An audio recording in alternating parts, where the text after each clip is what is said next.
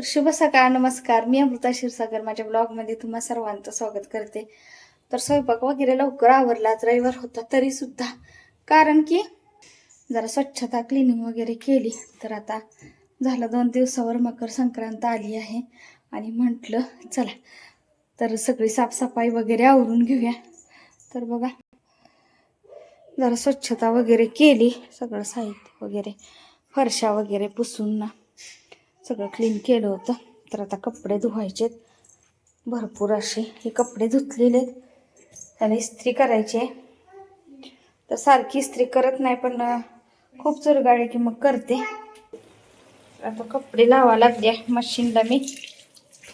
आणि तर भरपूर असे कपडे आहेत. आणि आणूला कसं इथं लोंबका लावले आहे का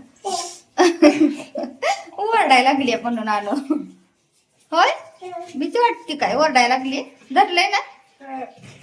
चल कपडे धुवून घेते अगोदर. आणि आज भाजी वगैरे आणायला जायचं. आज रविवारचा दिवस, तर भाज्या सगळ्या आणल्या पाहिजेत आजच. आणि आपला संक्रांतीचा खण जो असतो तो पण आजच आणायचा आहे.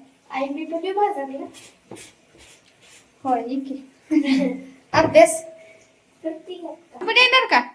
हा पिशवी घ्यायला लागेल तुला. मग पिशवी घेऊ लागणार का? मग ओझ सगळं तुझ्याकडं.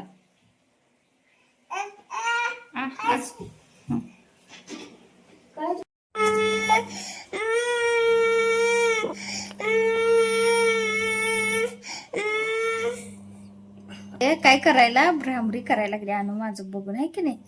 तर आणूला पण लक्षात राहिले बर का. मनात आलं की ती करते पण करत नाही असं व्हिडिओत. पण आज कसं काय केलं काय माहिती.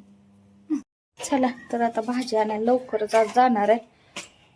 तर परत भरपूर घ्यायचं आहे आणि परत कमी जास्ती होते. लय उशिरा गेलं म्हणजे मग. आणि आणू लागले रडायला, तिला बाजारात यायचंय म्हणून. आज उशिरा जातो, ऊन लागते म्हणून. आज म्हणलं चला लवकरच.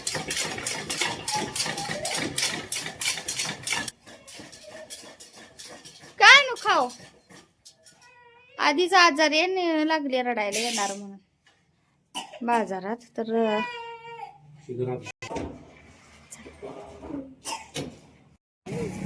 तसं बघायला गेलं तर सांगोलच्या आठवडी बाजारात नेहमीच गर्दी असते, पण आज जरा जास्तच गर्दी होती. तरी मी लवकर गेले होते म्हणून तरी.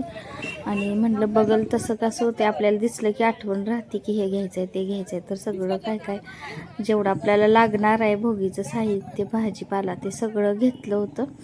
आणि लवकर आज गेलो होतो ना, आणि गर्दी पण भरपूर अशी होती बघा.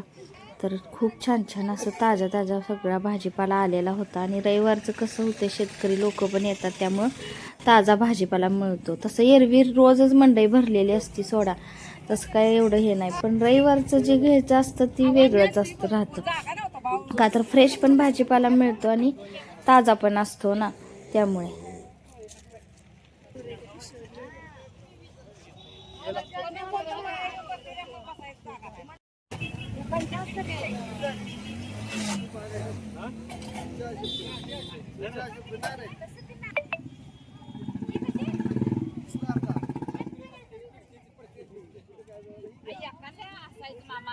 मामा घ्या एकदम जास्त. काय त्याला काय औषध करायचं.